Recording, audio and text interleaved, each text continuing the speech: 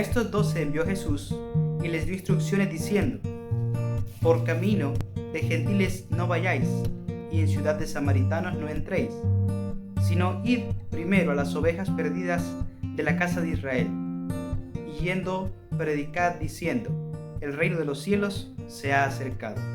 Mateo 10, 5 al 7. Aquí tenemos a Jesús hablándole primeramente a sus discípulos a una obra que ellos iban a realizar, muy importante, muy magna, la cual ellos tenían que predicar el evangelio del reino a todas las naciones. Se les prometió que vendría el fin después de hacer eso. Sin embargo, Jesús les da una orden, les da una prioridad en la cual ellos deben seguir, deben completar una obra primeramente. El Señor siempre ha tenido su prioridad respecto a su iglesia primeramente, y luego a los gentiles, los que no aceptan la verdad a no ser que se les predique, y aquellos que hablan en su corazón pueden llegar al movimiento, pueden llegar a la iglesia que Dios ha tenido. Dios ha tenido una sola iglesia en toda la historia. Claro que ha tenido diferentes nombres, y a lo largo de la historia ha sido modificado su nombre. Tenemos los judíos, luego tenemos los cristianos, luego tenemos en toda la era cristiana los reformadores. Sin embargo, ha sido siempre la misma iglesia de Dios. En Hechos 13, 46 leemos también: entonces Pablo y Bernabé, hablando con denuedo, dijeron: a vosotros a la verdad era necesario que se os hablase primero la palabra de Dios, mas puesto que la desecháis y no os juzgáis dignos de la vida eterna, he aquí nos volvemos a los gentiles.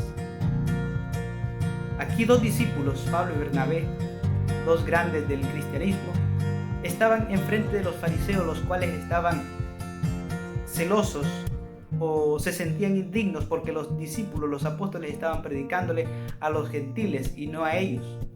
Sin embargo, se muestra la prioridad la cual Jesús les había mostrado a ellos, de que primero era necesario que se les enseñase la palabra de Dios a ellos, pero ahí muestra una razón de por qué ellos se volvieron a los gentiles, y la razón era porque los judíos habían rechazado a Cristo, habían rechazado su mensaje, e incluso desde el comienzo de su ministerio de Cristo, ellos habían rechazado abiertamente, y por más evidencia que ellos se les había mostrado, ellos habían rechazado, habían completamente desechado todo el mensaje que se les había mostrado por medio de Jesús, por medio de sus argumentos, sus evidencias de que era el Hijo de Dios. Ahora traemos esta razón ante nosotros, la razón del evangelizo, el cual estamos hablando y el cual toca hablar ahora. Será necesario de que debemos dejar a los mundanos y la mayoría de los cristianos que están en nuestra iglesia, los adventistas, del cual movimiento que somos, de la iglesia que somos, no acepta un mensaje que el Señor le haya mandado.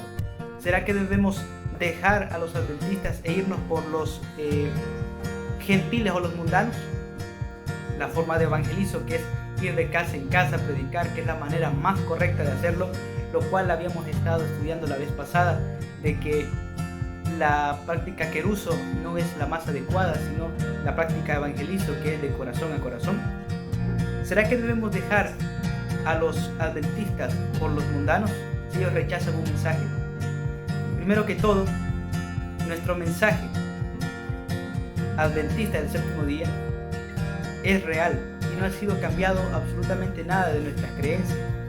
Solamente deben ser añadidas, han sido añadidas más doctrinas, más creencias fundamentales, las cuales estudiaremos en este canal. Sin embargo, no somos otra iglesia separada, además de que se añadan más creencias, las cuales están amparadas al espíritu de profecía y a la Biblia.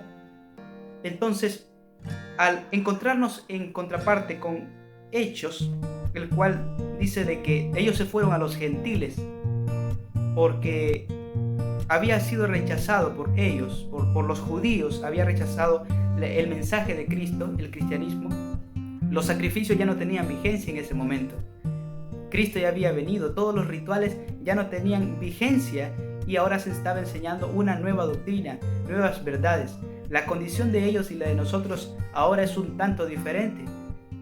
Debemos hacer una obra dentro de la iglesia también, e incluso los apóstoles siguieron predicando a los hebreos como lo podemos notar en esa carta a los hebreos.